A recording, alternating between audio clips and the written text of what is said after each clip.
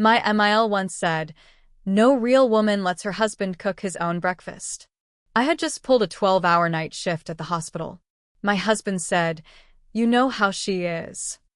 I got up, made eggs for everyone, and cried in the shower. Years later, she ended up in my ER. When she asked if I'd be her attending doctor, I said, "No real woman lets her family treat her like that." Then walked out. This still feels fresh even though it's been years. Some things just leave a scar you can't see. I married Nate when I was 24. We lived in a small town called Elkview, just outside of Charleston, West Virginia. I was young, in love, and stupid. I thought love could fix anything. I thought patience could fix anything. I thought if I was just good enough, people would change. Turns out, that's not how life works. From the start, Nate's mom, Doris, didn't like me. I wasn't traditional enough for her. I worked full-time. Worse, I worked nights at the county hospital, pulling 12-hour shifts in the ER. Doris thought women should stay home, cook 3 meals a day, and keep the house spotless. She made that clear every time she saw me. Nate would just say, "You know how she is." Like that excused everything.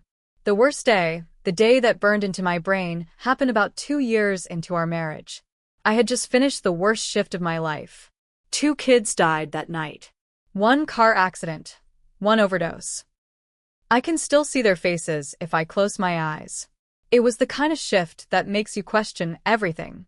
I walked through the front door just after 8 a.m., dragging my feet, still in dirty scrubs. I didn't even get a hi before Doris looked up from the kitchen table and said, "No real woman lets her husband cook his own breakfast." I remember standing there, stunned. Nate gave me this awkward smile, like he knew it was wrong but didn't have the guts to say anything. I was so tired my hands were shaking. I wanted to scream. I wanted to walk right back out the door. Instead, I dropped my bag, went to the stove, and started cooking. My whole body was screaming at me to stop, but I didn't. I made scrambled eggs the way Nate liked. Over easy for Doris. Toasted bread, brewed coffee, the whole thing. They sat at the table laughing about something on TV while I stood at the stove, swallowing tears. When they were done eating, I mumbled something about taking a shower. I locked myself in the bathroom, sat down on the cold tile floor, and cried so hard my chest hurt. I cried because I was tired. I cried because I felt invisible. I cried because I realized no matter how hard I tried, it was never going to be enough for them. I cried because I had nobody in that house who would stand up for me. And then I got up, stripped off my scrubs, and took the hottest shower I could stand, trying to wash away how dirty I felt inside. That moment changed something in me. I didn't leave Nate right away. I stayed longer than I should have because I was scared. Because I didn't want to admit my marriage was a mistake. Because I still believed maybe, somehow he'd change. He never did. 4 years after that, it was the same pattern. Doris would throw her little jabs. Nate would shrug it off. I would swallow my anger and keep going. Until one day, I didn't. Around year 5, Nate forgot our anniversary because he was too busy helping Doris pick out new curtains for her living room. That was the final straw. I packed a bag, took my cat, and moved into a tiny apartment downtown. I thought that would be the end of the story. I thought I was done with them. But life has a funny way of looping back around when you least expect it. 6 months after our separation, I got promoted. I became a senior attending nurse in the ER. I had respect. I had a purpose. I had friends who actually cared if I ate or slept. I was still picking up the pieces, but for the first time in years, I was proud of myself. Then one night, around 11 p.m., we got a call on the radio. Female, 60s, chest pain, unstable vitals, incoming by ambulance. I barely looked up when they wheeled her in, until I heard a voice say, "Where is she? I want her to take care of me." I turned and saw her. Doris. Sweaty, pale, gasping for air. Her eyes locked on mine. "She's here," she croaked.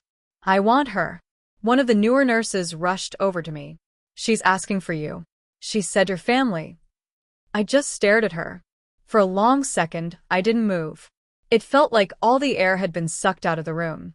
Part of me, the part that had been trained to put patients first, almost stepped forward. But the other part, the part that remembered standing at that stove after a 12-hour shift, remembered crying alone on the floor, remembered every time she made me feel worthless, that part of me stood up taller. I walked over to her bedside. I leaned down close so she could hear me, and I said, quietly but clearly, "No real woman lets her family treat her like that." Then I stood up straight, turned around, and walked out without looking back. The whole ER was silent. Nobody said a word. I heard Doris's breathing get faster behind me, but I didn't stop. I didn't stop for once in my life. I didn't even make it halfway down the hall before the charge nurse, Missy, caught up with me. "Are you serious?" she hissed under her breath. "That's your ex-mother-in-law, right?" I nodded. "She's in bad shape, Savannah." I closed my eyes for a second. My name sounded strange when she said it, like I was somebody important, someone they needed. Not the doormat I used to be. "She'll get care," I said, my voice steady. "Just not from me." Missy stared at me for a second, like she wasn't sure whether to be impressed or horrified. Then she nodded and jogged back toward the trauma bay. I walked into the break room and sat down hard on the couch. My hands were shaking, but I wasn't sure if it was anger or relief. Maybe both. 15 minutes later, the ER doctor on duty, Dr. Patel, came in. "You want to explain what's going on?" he asked, sitting across from me. I told him the short version. About the marriage. About Doris.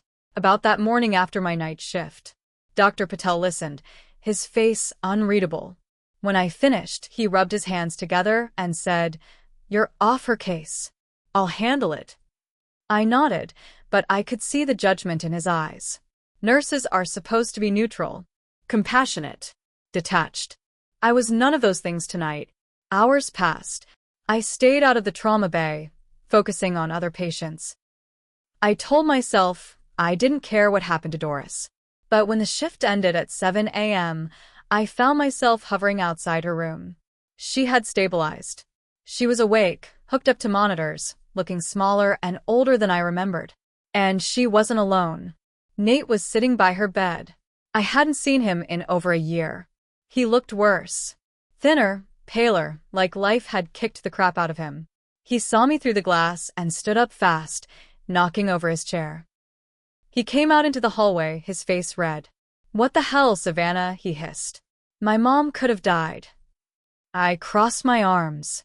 "She's alive." "That's not the point. She asked for you." I shrugged. "She's got you."